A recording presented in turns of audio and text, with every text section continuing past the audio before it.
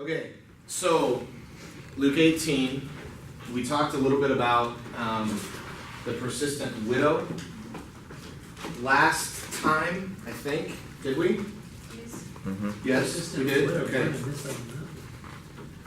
All right. Let's just start there for a second because we didn't get to do everything that I wanted to do with this last time. That is terrible. That is a little better. Here's your one. Perfect. Okay. All right. So, how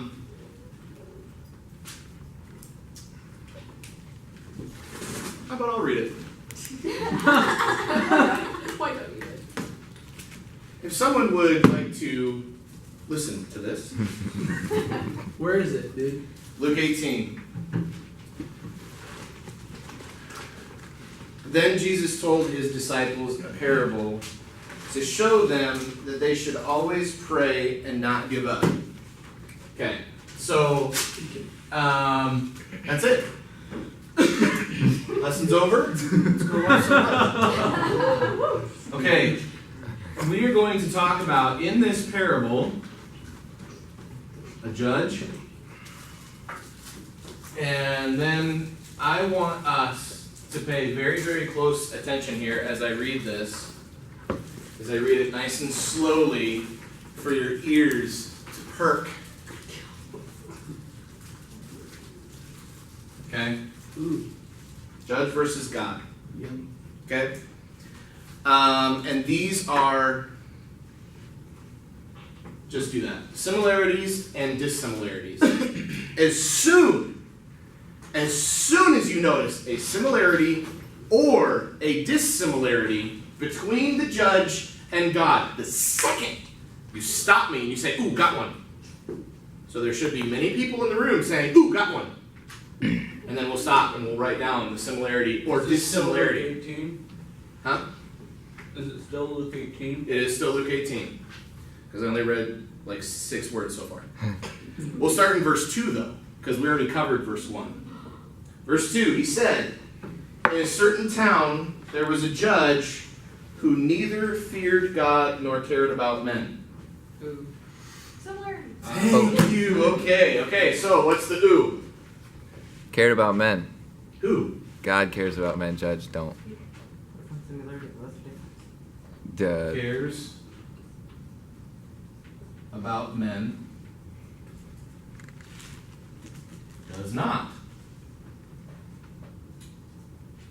care about men. They both have a similarity, whereas the judge doesn't fear God, God doesn't fear himself. That's true. That's true. All right. There was a widow in that town who kept coming to him with a plea. Grant me justice against my adversary. Justice. They both have justice. The ability to Grant. grant justice. Okay.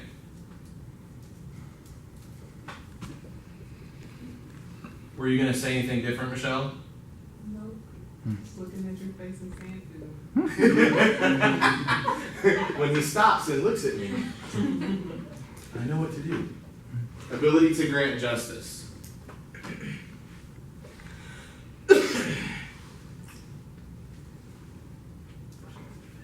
Okay, so far, we have that a judge has the ability to grant justice, and that God has the ability to grant justice. Is that all the deep we're going to go with that? I guess God judges what man shouldn't. A judge, We technically should judge. But in God's justice in a righteous way. Technically, Yeah. see, the when you first wrote this, the first thought I had was God is the judge, but the problem is in this parable, the judge is the human judge. correct. So what's the difference between a human judge and God judge? God judges justly. One is just and one is not.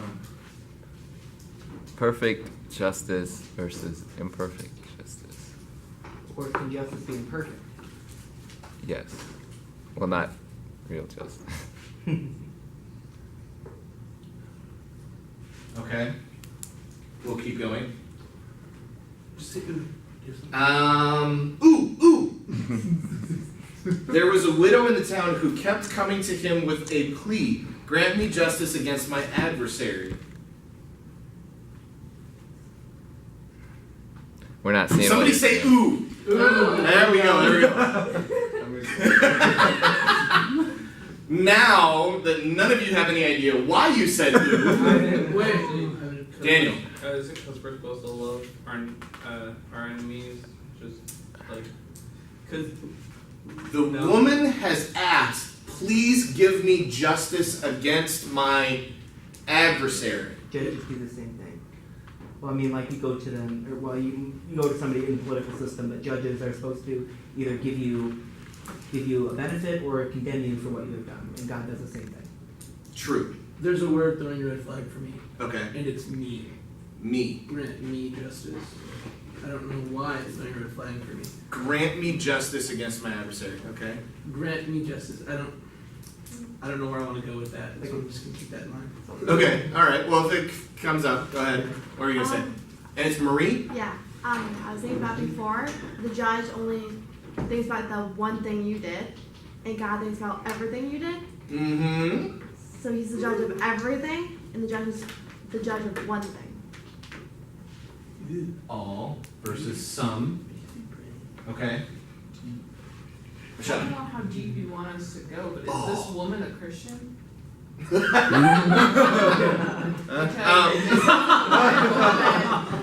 Christians are not supposed to take other Christians into a court of law because there is something about, I don't know, God being the ultimate judge, and we're not something that we're not supposed to do. We're supposed to settle it amongst ourselves. I suppose we could. Okay, I want you to say that. We could go down that rabbit hole, but I think we'll not. But I appreciate the effort, and we need that kind of effort in here. In this room, Michelle, you are a wonderful example. Okay.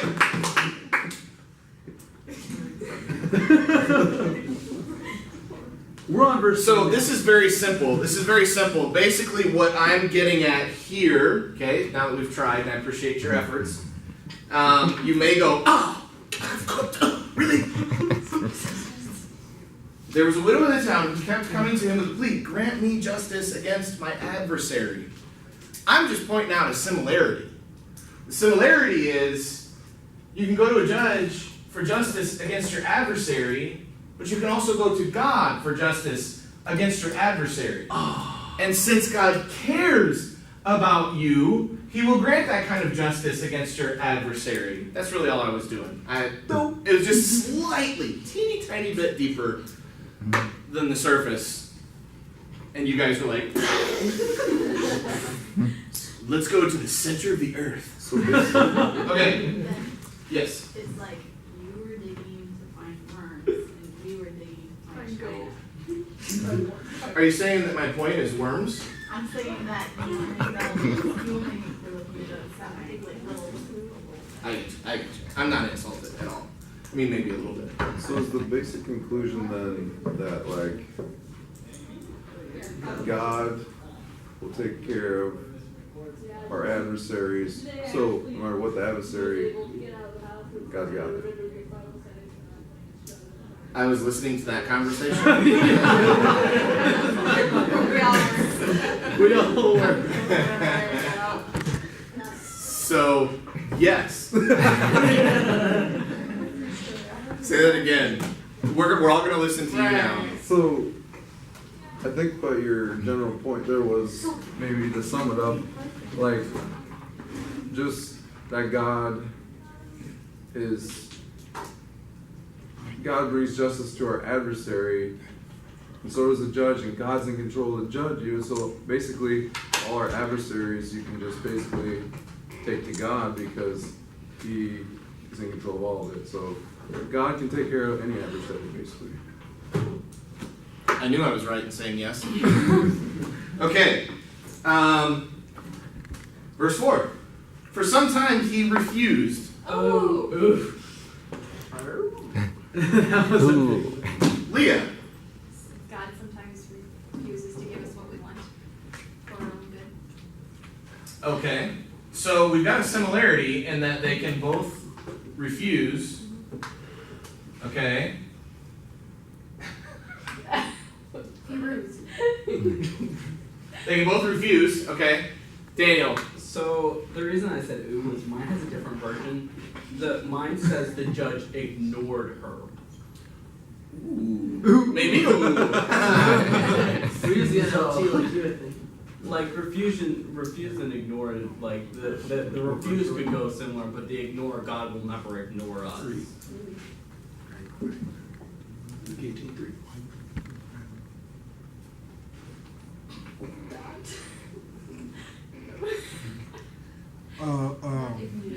I should just say No.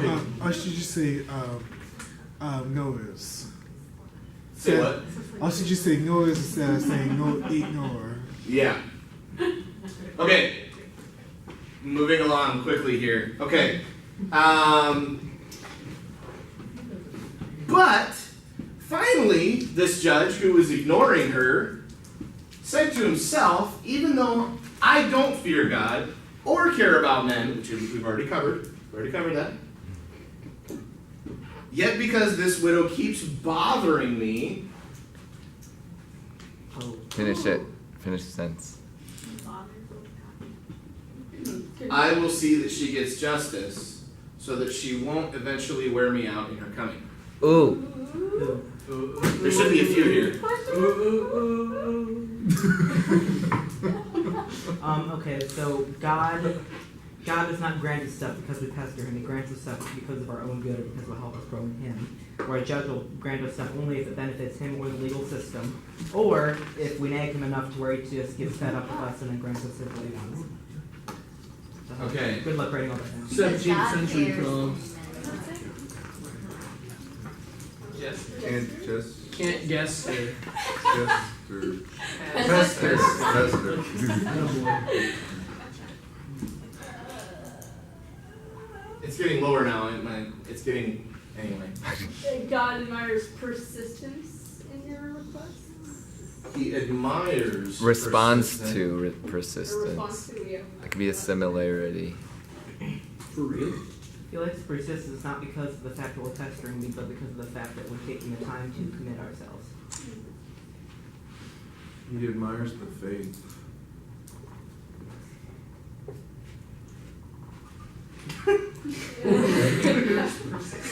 Persistence with an I dot. I don't know. He does not grow weary. Okay, the Lord said, listen to what the unjust judge says. And will not God bring about justice for his chosen ones who cry out to him day and night?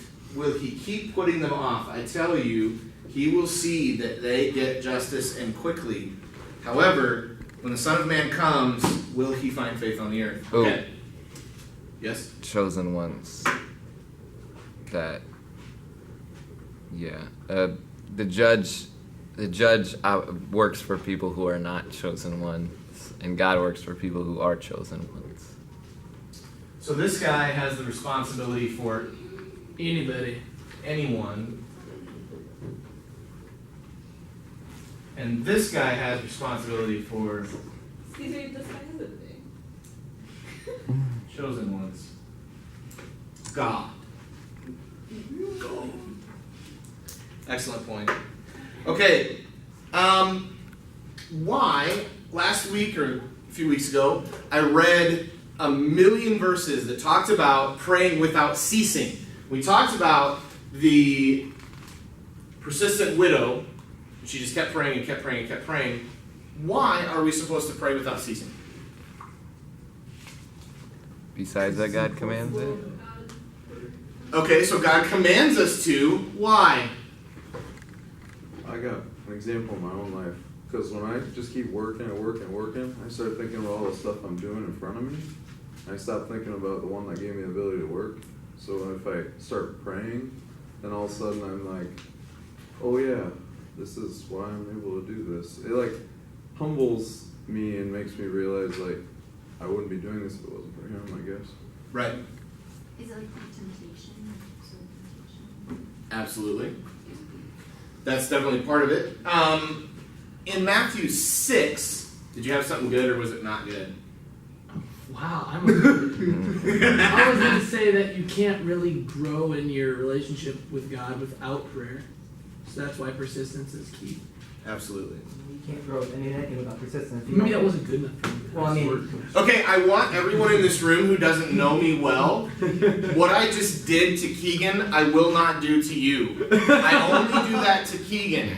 Okay? Just so everybody knows. Is it sarcasm? Right? No, it's not. Before you really interrupted them. Yes. what I was talking about is basically persistence is good in anything. You know, that makes sense. Absolutely. Daniel.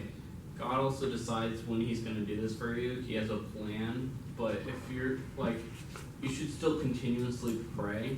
But if you're not praying at all and decide God's forgotten about you and stuff like that, that might sort of distract you from the plan God has for you. So here's a question. What about Matthew 6, where Jesus says, and when you pray, don't keep on babbling on and on and on like the pagans do, thinking that God will hear them because of their many words, but rather, let's see what it is. Go into a closet. Rather go into your closet. No, not that part. Different. Anyway, because God already knows what your needs are. Don't keep on babbling on and on, because God already knows what you need.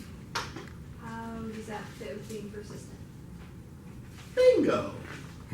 Why in the world should I pray in the first place? If God already knows all my needs, what is the stinking point of prayer? To get closer to God. Communication. It benefits our relationship with God because by praying we're getting it open to ourselves as well as God. And we're acknowledging our problems and acknowledging them to God with for ourselves. It helps us to establish a foundation in God. Absolutely. Do you suppose that maybe, just maybe, God is saying something about prayer is a whole lot more than just lists? Prayer is about a whole lot more than just, God grant me this, God give me that, God blah, blah, blah, blah, blah. It's like But maybe it's about something a little more, maybe something that has to do with intimacy. like your best friend, relationship. Absolutely. Okay, so I have been on 2 boats recently. Literally or figuratively? Huh? Literally or figuratively? Literally. And this is what has struck me. One, okay, here is. Ooh, is this Hangman? How long did it Okay. You'll know what this is when I do this. Those are. What? No, that makes it less of a It's a, so it's Oh. That's not true. Yeah, I thought that was a donkey right there. Okay, so I know this. a few months ago, I went to Kentucky or wherever it is, where the big Noah's Ark thing is. They built a replica of Noah's Ark. So that's that. Then, I went on a boat that it's really, really, really even. It's a cruise line. Yeah, so First boat, which is. it looked just like You that. drive so much harder on the right side and then let it go on the other It looked side. just like this. Okay. When. Okay. These 2 boats that I went on caused my relationship with God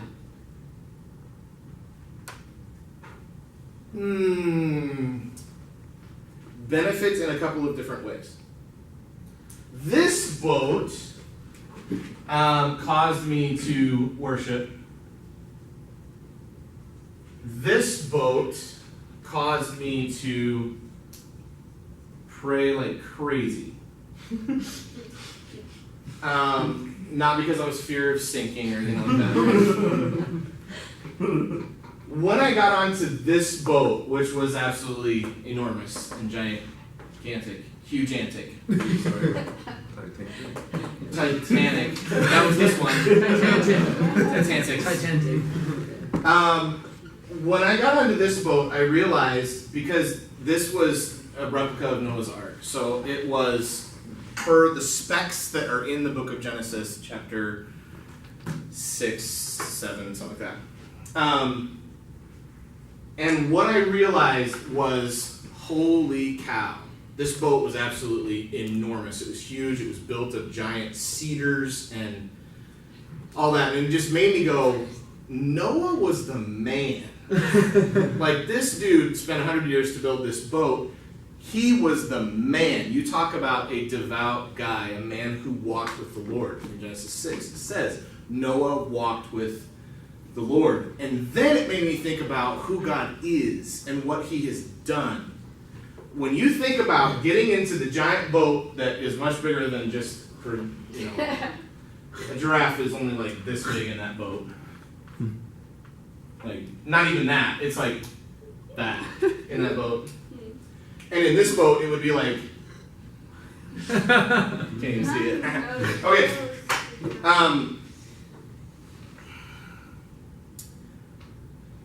What happened with the flood? When you think about, this is what wrecked me with my prayer life here on that boat, was God flooded the entire planet. Okay, so in God's perfect, just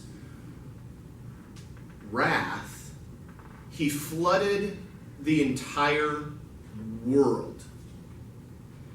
And yet, that same God cared about a man named Noah because he walked with him and communed with God, and that's the same God that I worship.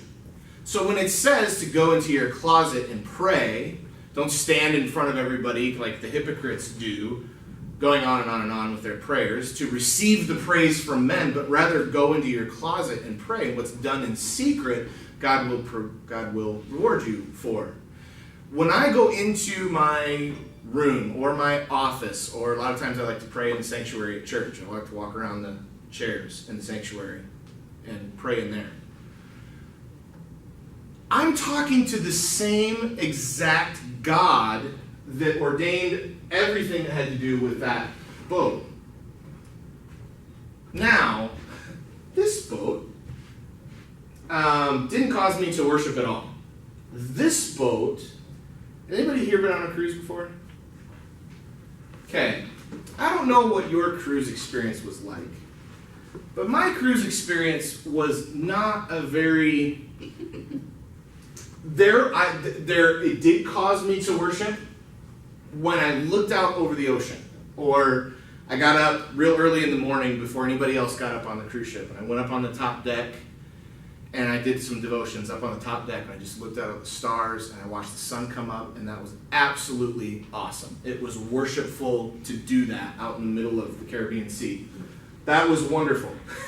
But the rest of the day, for the 4 days that we were on that boat, was just, that boat was full of debauchery. I mean, it was just, things that ought not be done were being done everywhere on that boat. And it was just not, so the prayer that it caused me to pray constantly was, God, lead me not into temptation. Lead me not into temptation. Lead me not into temptation. Because it was everywhere on that boat.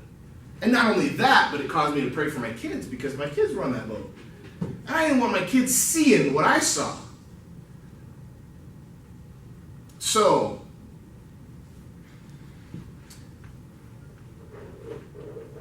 why do we go into the closet to pray? Why do we care about praying without ceasing? Why do we care about that? We see how much we need God every moment. I saw here how much I needed God every moment, all the time. Every moment I was on that boat, I saw how much I needed God to keep going. On this boat, I saw who God is. You know? Here's the question for you. Pop quiz. If you were to write down right now your struggles in life, if you were to write down whatever it is, and you want answers to those struggles in life, what would that struggle be? Do you want to be over your struggle with lust? Do you want to be over your struggle with materialism, or your struggle with gossip, or your struggle with image, or your struggle with the fear of man? Are you serious about getting over that stuff? Because if you're serious about getting over that stuff, then you will pray all the time. Because you won't get over that stuff if you don't pray all the time. You just won't. We think we get so distracted in this world. We get so incredibly distracted. This cruise ship was the opiate of the masses. It was entertainment beyond belief. Everywhere you looked, it was any kind of entertainment you wanted on that boat, and everybody was so distracted. And I remember thinking, I was sitting on the deck, and I'm watching what's going on in the pool. And I'm not a mystical guy, but it just impressed me. These people are partying their way straight to hell. That's all that was going on that boat. These people are partying their way to hell. We do the same thing, but at a much slower pace. Are you tracking with me? Yeah, we got you. We do the exact same thing. We just do it slower. We don't do it so obvious like this. We just do it slower. We distract ourselves all day, every day, into falling asleep. And then we don't live our life the way we're supposed to live our life. We don't live our life the way that Noah lived his life. Or Enoch. Enoch in Genesis something before that. Enoch gets like 2 verses in the Bible. And it was, Enoch walked with the Lord, had a son or something like that, and then walking with the Lord, God took him.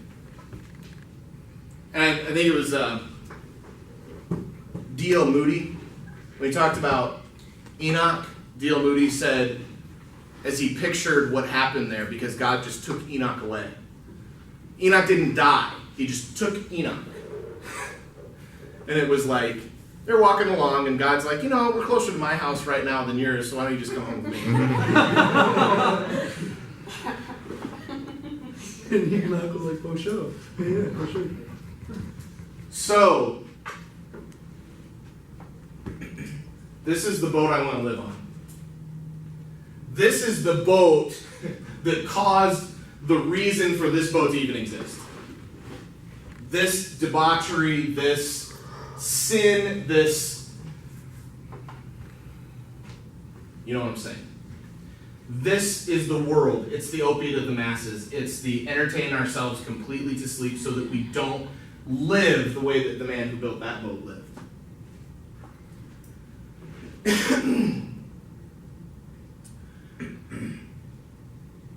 So, let's see if I have any other thoughts. A couple of last thoughts. Oh yeah, I wanted to do something for you guys. And here you can write it down if you want. It's really a pretty simple picture. But I do want to take just a second to talk about praying for our entire lives. Okay? So if you want to,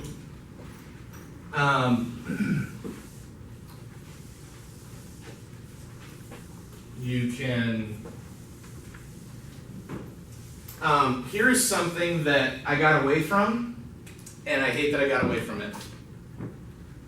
But I'd done this for quite some time, and I'll tell you, it was the best thing I ever did for my prayer life.